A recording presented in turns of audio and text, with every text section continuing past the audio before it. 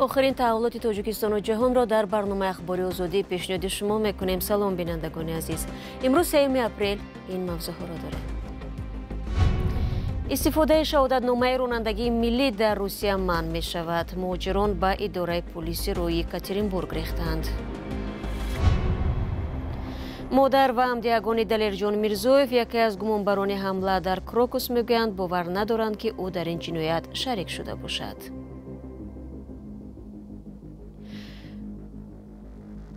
و با گذشت 2 سال از کشتار وحشتناک در شهرک بوچه اوکراین تا هنوز هویت ده‌ها جسد را معلوم نکردند. و او خیلی ویا نشون میتن ویا بوز فرزندی من نیست او آدم. در یکاترینبورگ روز 1 اپریل مهاجران در نزد اداره پلیس رو تلاطم و کشاکش کردند. ازیوم بزرگ شهروندان خارجی تلاش داشتند شهادتنامه رانندگی ملی را به روسیه عوض کنند. نوارها را از جای حادثه یک قطار رسانه‌های اورال نشر نمودند. از دیروز قانونی به اجرا درآمد که طبق آن مهاجرانی که شهروندی روسیه یا اجازه اقامت گرفتند باید حجت رانندگیشان را عوض کنند. روزنامه‌نگاران تعداد مهاجران در نوبت بوده را تقریباً 200 نفر حساب کردند. در نوار دیده می شود گروهی از آنها کوشش دارند به داخل بنا وارد کردند. کارمندان پلیس از مهاجران تقاضا نمودند که نوبت را رعایت نمایند. در شعبه نویوی پلیس را گفتند با سبب زیاد شدن مراجعت کنندگان چند قبولگاه نو باز کرده 5 ناظر دولتی علاوگی را جلب نمودند. همچنین تاکید شد که اداره پلیس را در روزهای استراحت کار میکند. طبق تغییرات نو اگر از گرفتن شهروندی روسیه و اقامت زیست شخص در این کشور 1 سال گذشته باشد، او با شهادتنامه رانندگی ملی از جمله تاجیکی حق راندن ماشین را ندارد و باید فوراً آن را عوض کند. در حالتهای دیگر رانندگان برای عوض کردن حجت 12 ماه فرصت دارند. مادر دلیرجان میرزویف یکی از گمانبران حمله در کروکوس از مقامات روسیه طلب دارد که پرونده پسرش را منصفانه بررسی نمایند، زیرا باور ندارد دلیرجان در عمل تروریستی دست داشته باشد. وی همچنین از لطوکوب شدن پسرش که عکس و نوارهای او را دیده است اظهار نگرانی نموده میگوید چنین رفتار در نسبت فرزندش قابل قبول بودن نمیتواند. خبرنگاران رادیو آزادی علیشیر ظریفی و امیر ایسویف با مادر دلیرجان میرزویف و دیگران صحبت نمودند. بیگناه فرزندم گناه نداره، همش تحمت حقیقی. مادر دلیرجان میرزویف یکی از گمانبران حمله مرگبار در مسکو میخواهد به این پرسش پاسخ یابد که چرا به پسرش تهمت تروریسم بار میکنند. او به خبر و نوارهایی که اطراف پسرش در اینترنت پخش شدند شناس شده است.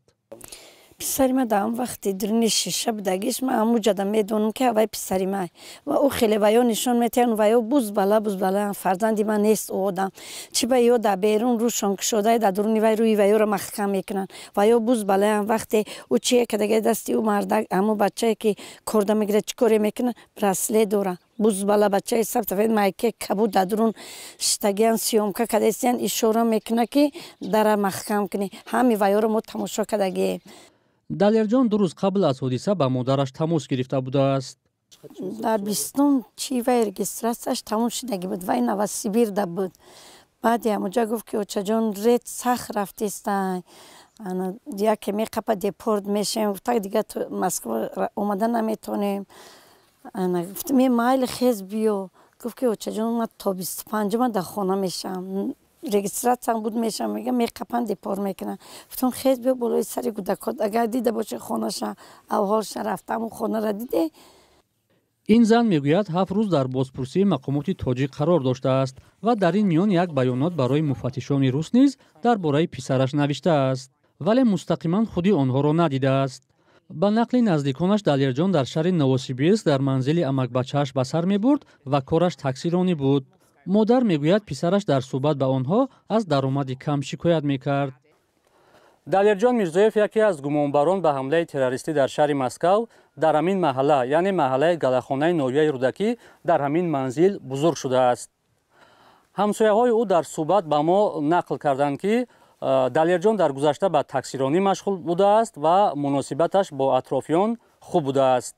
ما همین خبر شنیدیم همین تماما خیال کردیم که همین یک به همین بند دل خمار همین فرزند خمار کندیان گرفتیان همین باوری ما تماما نساخت ما در این بچه بسیار بچه خوب بود این تماما همین یک گویا مرچه رو ازار نمیداد خیلی بچه بهترین بود خدایم یک قدم را ما در یک حولیک بگم بیا جای ما قریب 15 سال در کوچه‌ایم خوب خدمت میکرد مثال مردک ما نبود مهاجرت بود یا جای کودکم در میکرد چی دلیر جام همین را دختر بردن در کار این خیلی گپی نگفتگی نداشت وای далерҷон дар мактаби деҳа таҳсил намуда баъди хатми он ба муҳоҷирати меҳнатӣ ба русия рафтааст. хидмати ҳарбӣ ва дар донишгоҳе таҳсил накардааст. дар мактаб бо баҳои 3-4 мехондааст. дар давоми таҳсилаш бача хуб буд, бачаи ором, бачаи бисёр хуб буд ва бачаи бисёр маслиҳатором ҳам буд. ва бачаҳои паст хафомонда бисёр ёрӣ ҳам медод ва ба кори ҷамъиятии мактаб хуб иштирок мекард. вазъи саломатии ҳамсари ӯ бо шунидан ва дидани хабару аксҳои шавҳараш бад шуда таи 3 рӯз дар беморхона бистарӣ шудааст. ҳоло дар манзили модар табобат мегирад. далерҷон ба хуштоманаш низ тамос гирифта будааст. زنگ زد بسید که هم پول روی کرد 800 سومون پول پرداختن خالا جون ایره بگی کودکای مده برای سربسری رمضان پروداکت بگی خالا جون با من نصیب کردگی باشه و 20 ما همونجا میشم 20 دا میرم 20 ما دا بله وای دارم میرم 26 ما دا خونه دا میشم این منزلی خودی далерҷон мирзоев аст ки як кӯча болотар аз манзили падар ҷойгир буда 6 моҳ пеш ба ин ҷо кӯч бастааст. ҳамсар бо 4 фарзандаш баъди боздошти ӯ аз ин ҷо ба манзили волидон мераванд. далерҷон мирзоеви 32 сола яке аз 4 гумонбари асосӣ дар ҳамла ба маҷмӯаи Крокус Сити Ҳол аст. мақомоти Русия мегӯянд ӯро дар Брянск боздошт карданд. дар наворе дар шабакаҳои иҷтимоӣ ки иддао мешавад лаҳзаи боздошти далерҷон мирзоев аст, ӯро аз боло як дарахт ба поён фароварда ба дастонаш завола мезананд. замони боздошт ӯ бо тарҷумон суҳбат мекард, ҳарчанд наздиконаш мегӯянд ӯ русиро медонист. 4 шаҳрванди тоҷикистон ба куштори мардуми бегуноҳ дар толори консертии Крокус ва 5 нафари дигар барои мадад ба онҳо муттаҳам мешаванд. ҳамлаи маргбор ба Крокус Сити Ҳоли Москав шаби 22 март сурат гирифт. дар ин ҳодиса 140 нафар ҷон бохта, даҳо тани дигар захмӣ шуданд. кумитаи давлатии амнияти миллии тоҷикистон боздошти гурӯҳе аз шаҳрвандони ин кишвар барои омодагӣ ба ҳамлаи террористӣ дар арафаи иди наврӯзро хабари носанҷида ва иғвоангез номидааст. пештар хабаргузории Reuters ва расонаи маҳаллии Азия Плюс ба нақл аз манбаъҳои худ аз боздошти 9 кас хабар дода буданд.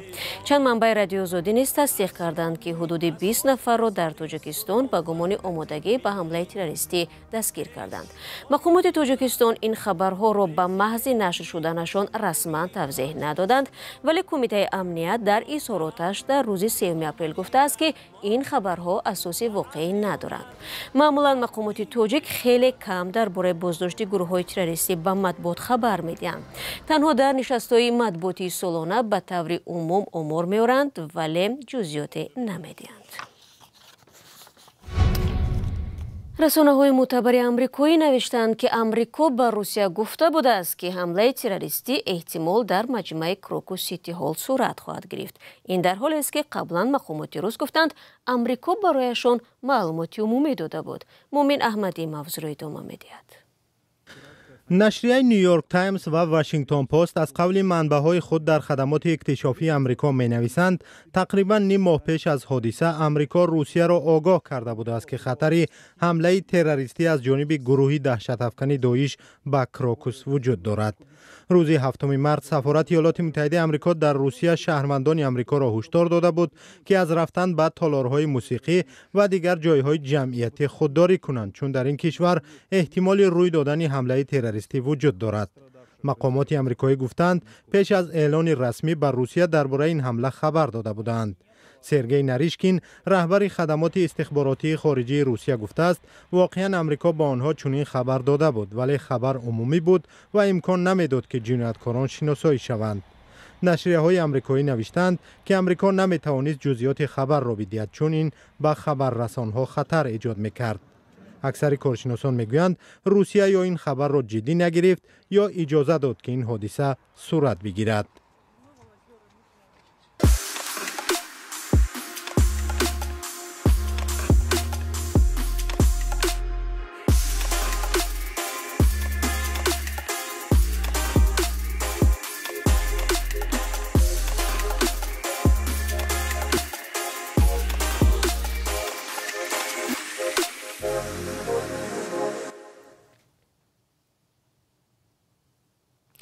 برنامه اخباری آزادی را ادامه میدیم. با گذشت 2 سال از کشتار وحشتناک در شهرک بوچه اوکراین، ساکنان هنوز هم تلاش دارند هویت قربانیان را معلوم کنند. به قبل مقامات اوکراین، نیروهای روسیه در روزهای اول حمله به خاک کشورشان صدها نفر از مردم بیگناه را در بوچه کشتند. سربازان روس 31 مارت از بوچه بیرون شدند. با ادامه تلاش‌ها برای معلوم کردن هویت قربانیان در اوکراین، همچنین می‌خواهند آنچه که در بوچه اتفاق افتاد جنایت جنگی اعتراف شود. ادامه در گزارش طاهری سفر. گرامی داشت یادی قربانیان کشتار دست جمعی در بوچه اوکراین. 2 سال پیش نیروهای روسیه به این شهر کنار کیف حمله کردند. در مدت تصرف 1 ماه بیشتر از 600 ساکن شهر را کشتند. راهب اوکراینی اندری هالووین شاهدی قتل مردم بیگناه بود. میخواهی آن را فراموش کنی ولی غیر اختیار بر میگردد. در این لوحه یادگاری نامی بیش از 500 قربانی هست و شمول کودکان. خردترینشان پسر تولد سال 2020 است. راهب اوکراینی کمک کرده است تا جسدها را در حولی کلیسا گور کنند. ما کوشیدیم آنها را دفن کنیم که در کوچه نمانند و حیوانها یا سگها جسدهایشان را نیازارند. با گذشت 2 سال هنوز هویت 60 جسد را معلوم نکردند. مقامات سعی دارند تصویر کامل جنایت‌های آن سال را به دست بیارند. میگویند دلیل‌های واضح هم دارند که مردم آسایشته نه از تیرهای تصادفی بلکه برقصدانه کشته شدند. ما حالا به نوع مثل پلیس کار میکنیم که مثلا چگونه یک کس کشته شد.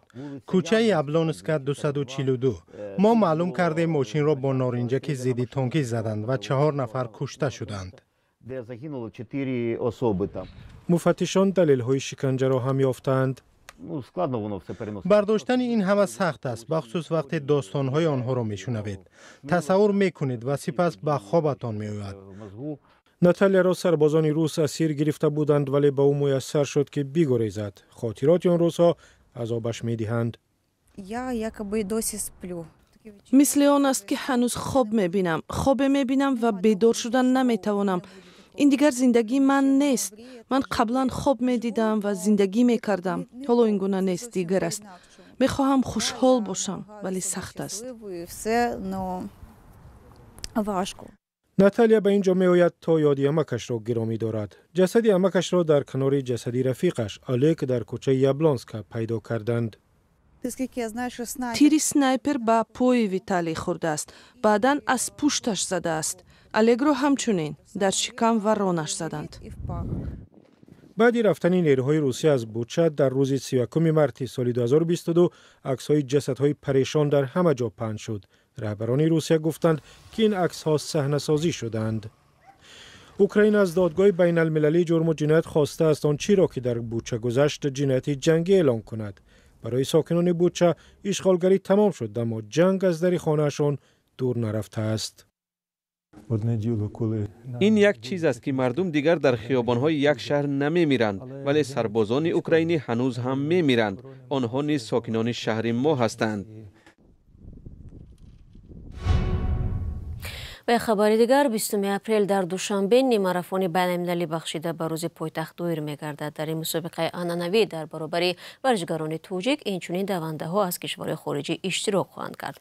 نیمه‌ماراتون بین‌المللی با تصمیم رئیس شهر دوشنبه سر از سال 2010 برگزار می‌گردد. تفصیلات در سامانه ما. دوستان عزیز، برنامه امروزی اخبار آزادی را به پایان میبرم. تشکر که این 15 دقیقه با ما بودید. خبرهای بیشتر را میتوانید در وبسایتمان azadi.org دسترس نمایید. همچنین صفحه های رادیو آزادی در فیسبوک و اینستاگرام، تیک توک و ادنا کلاسنیکی در خدمت شما عزیزان است. تا در نوبت خود را احتیاط کنید و خدا نگهداری هر یک شما باشد.